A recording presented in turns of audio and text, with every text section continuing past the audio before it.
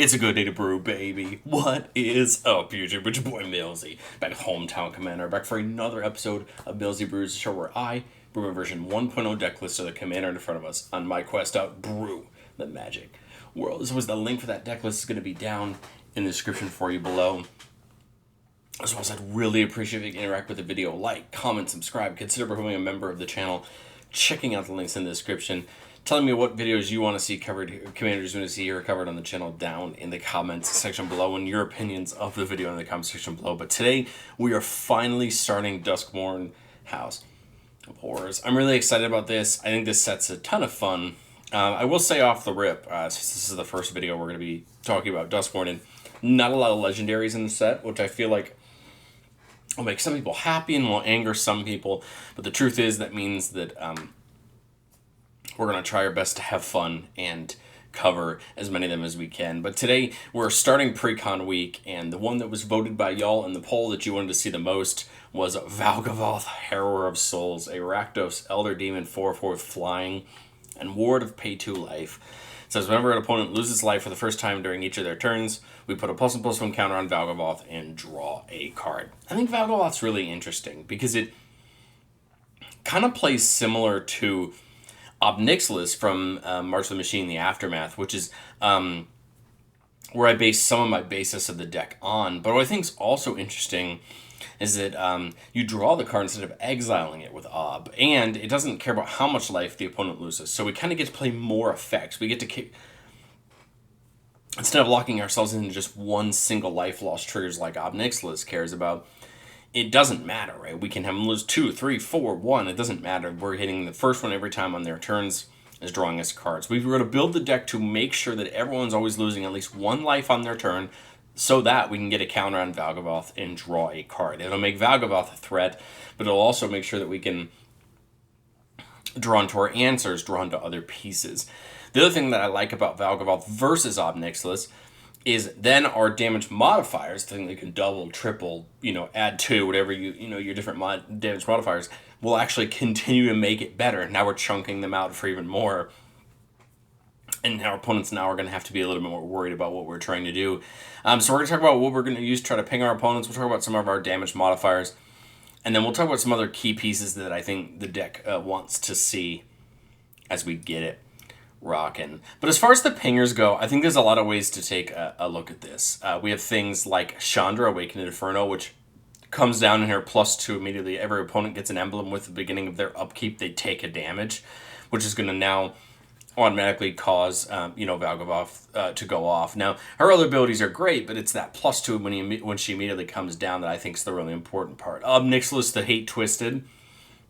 Whenever an opponent draws a card, Ob deals 1 damage to that player. This is great because they're going to automatically take 1 on their turn no matter what, and the deeper they go, the more damage Ob can do to them, and he does have a little bit of removal baked on him to do it at least twice, which is great. Bloodseekers, whenever it says that whenever a creature an opponent controls enters, you may have that player lose a life. Great. Again, this isn't just baked in, once per turn, like drawing a card, or, because our opponents may stop drawing the cards at some point if they know they're going to get hit for 4, 6, 8 damage every time.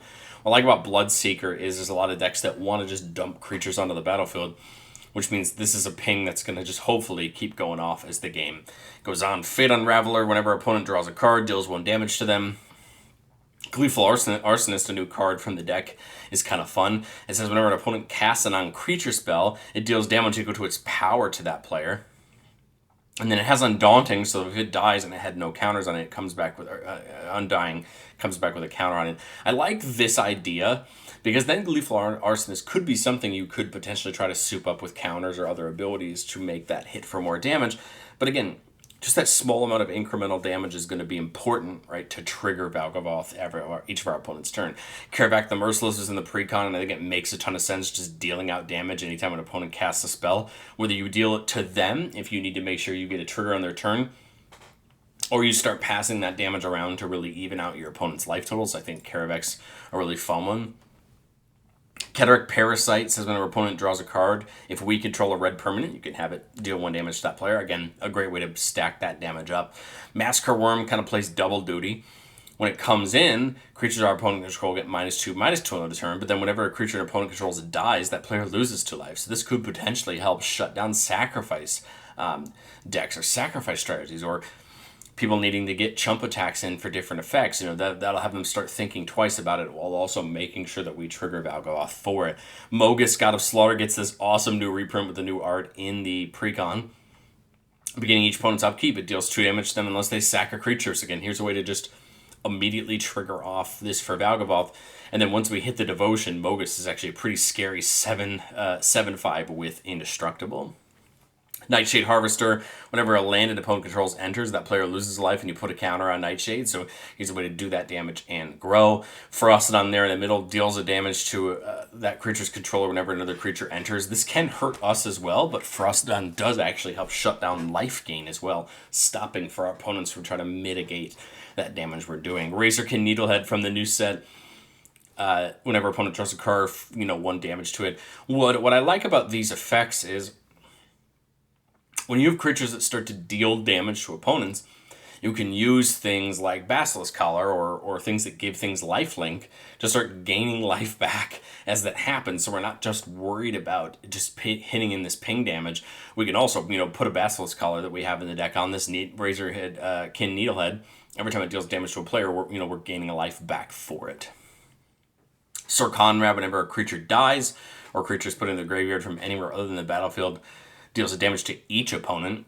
Now, the Valgavoth trigger will only happen, right, for the players whose turn it is, right? But I like this because we're still going to continue to spread that damage around our opponents. Lord of Pain, opponents can't gain life. Whenever a player casts their first spell each turn, choose another target player.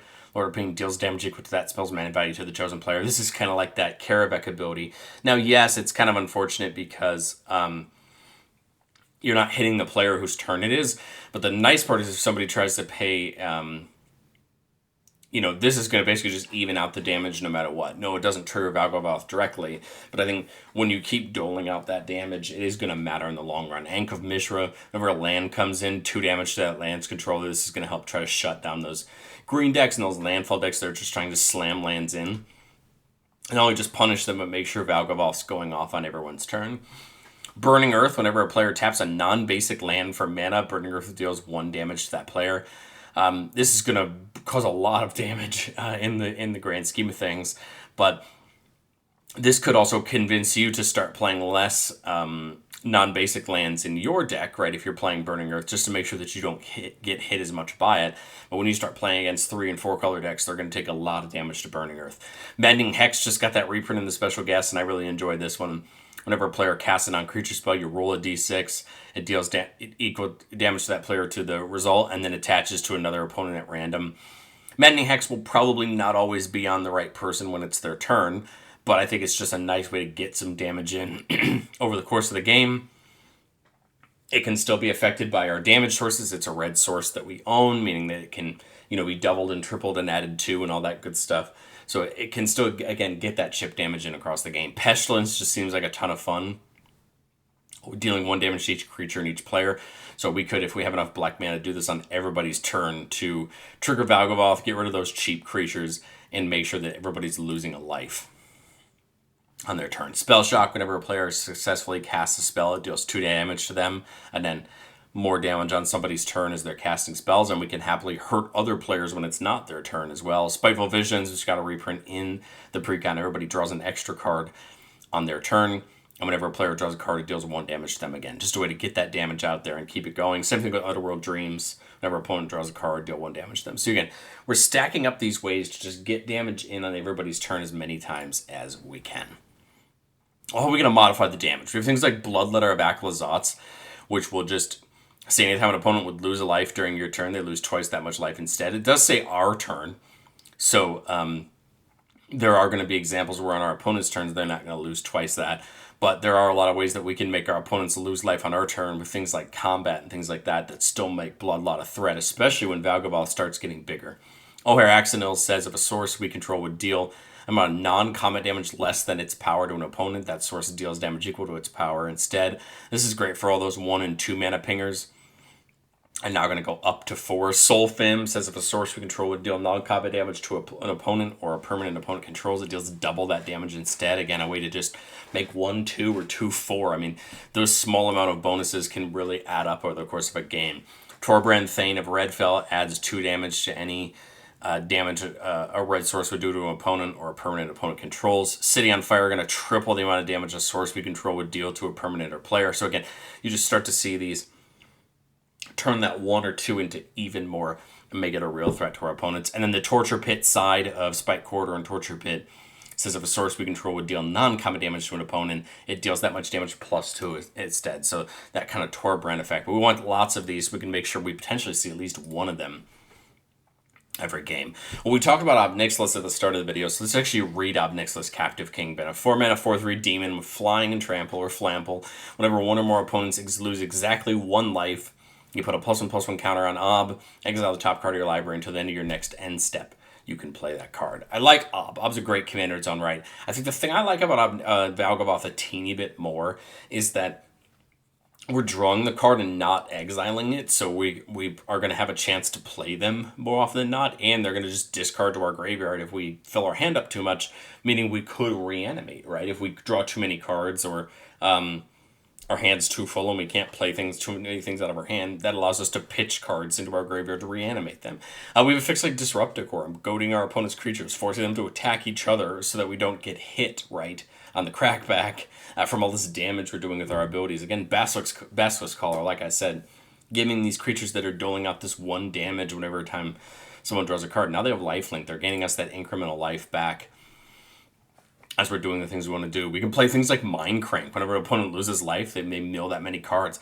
Start not only just damaging our opponents, but trying to help them lose resources. Of course, going to feel bad into a deck that cares about their graveyard, but into a lot of decks, Mind Crank is going to really hurt what they're trying to do. Whip of Erebos is just giving all of our creatures lifelink. So now we don't have to worry about just getting a Basilisk Collar on one creature. Now all of them have lifelink. If they're dealing that damage, we're gaining life for it. And then Unholy Annex and Ritual Chamber make a ton of sense considering our commander is a demon, but it says at the beginning of your end step, draw a card. If you control a demon, each opponent loses 2 life and you gain 2 life, otherwise you lose 2 life. So the nice part is if Valgavoth's out, we're going to be drawing that extra card and dealing some damage. And if not, on the other side, we can make a 6/6 demon. But again, I like this extra card draw every turn. And the nice part about this versus something like Phyrexian Arena is, yeah, we do it at the end step, but we have a chance to damage our opponents a little bit and just take advantage of some more effects that can, double the amount of life loss with things like Bloodlether of Akhlazotz, or take advantage of our other effects that are doing things. But I've said it before, and I'll say it again on the show. No deck's ever complete. This is my version 1.0 shot at it. I think there's a lot of things we can learn from testing this deck, which is mainly what ratio of pingers to pinger payoffs is like the ideal. I think the deck has a lot of pingers in it. Maybe it needs more. Maybe it needs more removal. So on here, I'm just trying to show off options of like what are ideas for more things. Magebane Lizards can deal damage to players when they start casting non-creature spells, so it's always going to hit somebody on their turn when they start casting non-creature spells. Vonus Hunger is a way to do some removal, forcing players to sacrifice their creatures, trying to keep them down, try to do, one-sided board wipes in that way. And then you have things like Giggling Skitter Spike, which whenever it attacks, blocks, or becomes a target of a spell, it deals its damage to each opponent. This is a way to potentially leave it up as a good block or a 6/6 with Indestructible once we make it monstrous, and just block with it, force opponents to take some damage, or someone tries to remove it and they get pinged for this, whatever its power is and trigger Valgavoth. It's just one of those that I like the idea of it. It doesn't make as much sense as I think some of the other pingers, but I think there is some sense to it. But like we do on the show, let's get into our playtest. Let's start seeing if we can make the deck sing a little bit, see if we can enjoy it. We're starting off with a 3-lander with Lord of Pain, Maddening Hex, City on Fire, and Infernal Grasp. Got a little bit of removal, got our payoff to work towards, got 1 or 2 good creatures, right, along Valgavoth. I like it. Ideally, we need 1 or 2 more lands, and we're cooking, right? That's kind of, I think, where we're at. Turn 1, we draw the Carnarium, which is great. That's a great way to start. I don't think we're playing anything right until turn 3 anyway, right, with the Maddening Hex or something like that. But I like this. This is a good start. We'll get the Swamp down. Turn 2, we see the Bloodletter. Okay, well, this is going to start getting fun if we can make things happen on our turn. If I pick up the Carnarium, I have to discard down to hand size. So I think my goal is just going to be, maybe to get Maddening Hex down on turn 3, and maybe have an awkward turn where we have to get the Carnarium down to get to 4 for Valgavoth. But we'll kind of see what happens. Basically, we can just hold up Infernal Grasp here and just wait to see what we get into next turn. Next turn, we draw Zozu the Punisher. Whenever a land comes in, it deals 2 damage to that land's controller. Okay, well, we have some pingers that can get started, but I'd kind of like to just get the Maddening Hex train going. And again, there's no way I can simulate this in a Goldfish, but I could just pick a player to start whenever they cast a non-creature spell. Whoever you think your first opponent is the most likely to cast a non-creature spell, which I feel like is everyone these days, and just get this starting to bounce around. Turn 4, it's a shame that we didn't hit it. It's a shame we didn't hit an untapped land, but that's okay. Tap the red before we pick it up for the Carnarium, and just play Zozu, get it started, hitting our opponents, and have it, start working its magic. We'll come back here. We're going to take 2 to our own Zozu, no matter what. So we'll play Valgavoth. Play the Mountain. I guess I could have played the Mountain first and kept up a black for Feign Death. Maybe that would have made the most choice. Feign Death, there's a couple of spells in here like Feign Death that say whenever whenever they die, it comes back. This is to stop people from just removing Valgavoth. So that's probably what I would have done. Play the Mountain first, tap 4 for it, leave a black up for Feign Death. So that way if somebody tries to remove it, they're going to get hit. Now, for the purposes of this, let's say that all 3 of our opponents play a land, which I think is to be assumed here on turn 5. That draws us 3 cards, and we're going to come back to our turn 6 with a couple extra cards in hand. We're probably going to end up having to pitch to hand size, but that's A-okay. 5 mana to spend. Love the idea of something like Sulfin. I mean, Zuzu's going to start handing out 4 damage. We could also put things like Cataract Parasite and ramping Frostodon down to start dealing more damage. Rolling Vortex is a great card, automatically hitting somebody for 1. I also like that it says whenever a player casts a spell, if no mana was spent to cast it, they take 5. That kind of helps shut our opponents down as well. We want to ideally play as many as we can so that we don't have to pitch too many cards. But I think pitching a card here is going to be inevitable. I've got only 7 mana, so I can't get the City on Fire down this turn. I kind of like the idea of the Parasite. Now I've got 4 mana left. Play the Frostodon, keep up the Feign Death if we haven't had to use it. And then go to end step and pitch. And I think we're just going to have to pitch one of these creatures. I mean, I like Torbrand, but it's kind of a nombo with something like Sulfin, and Sulfin can protect itself. So we'll just get rid of Torbrand. Now on our opponent's turns, if they play a land, draw a card, which is going to happen automatically, or have a creature come in, they're going to lose a life. So, I mean, I don't see a world where we don't draw a card on everybody's turn. And this is where spells like Feign Death are so important, to keep Valgavoth alive. That way, if somebody tries to remove it by destroying it, we can just bring it back. If somebody exiles it, okay, there's nothing we can do about that. But what I like about Feign Death is it's like, oh, you destroyed it with a destroy spell? Cool, it's just going to come back and still be there. But coming into our turn 7, draw a bunch of lands. So we're just going to end up taking 2 to our Zozu, unfortunately. We have something like Carter here, which could be fun to goad all of our opponent's creatures. But I think like Sulfin would make sense to put down, start really doubling up this good damage that we have from like Maddening Hex and everything else. And I'm just going to end up having to pitch a card or 2 here. I guess there's always the world where I Bloodletter, but the Bloodletter, right, it's only on my turn. I guess there's a world where we could Lord of Pain here as well. We do have enough mana. 1, 2, 3. Hold on. We have 1, 2, 3, 4, 5, 6. We could do 7, 8 and get City on Fire down. That actually might make the most sense. And now things are really heating up and dealing damage. We'll pitch the Bog, and I think we'll pitch, I guess, Lord of Pain. It feels like a good card, but I think we're at that. And now I mean, obviously, I don't see a world where we don't come back with 3 more cards in hand. And I think you can kind of see the play pattern now, where we're coming back with more cards in hand, more ways to spend. I mean, we're probably going to end up having to pitch things, but this is where reanimation spells could come in real handy. Reanimate that Lord of Pain back or do something like that. But I think you can start to see where the play pan is. Get these abilities down that matter. And now Valgavoth's going to start threatening our opponents in the air. The other nice thing about Valgavoth is if somebody tries to target it, they're going to lose 2 life and trigger Valgavoth before it leaves the battlefield. which will be nice as well. But let's go into playtest number 2. I think we've kind of established a good board state, a good understanding there. Let's get into playtest 2 and see some more. Keeping a 2-lander with a Dark Ritual, Rakdos Signet, Carter, Lightning Greaves, which should help protect Valgavoth, giving it Shroud. And then Cryptolith Fragment, which taps that mana of any color, and each opponent each player loses a life. And then being able to upkeep, if each player has 10 or less life, we can flip it over. But I just like it because it can spread some damage around. Drawing Arcane Signet turn 1 ain't bad. I think we got to get the Arena Glory in turn 1.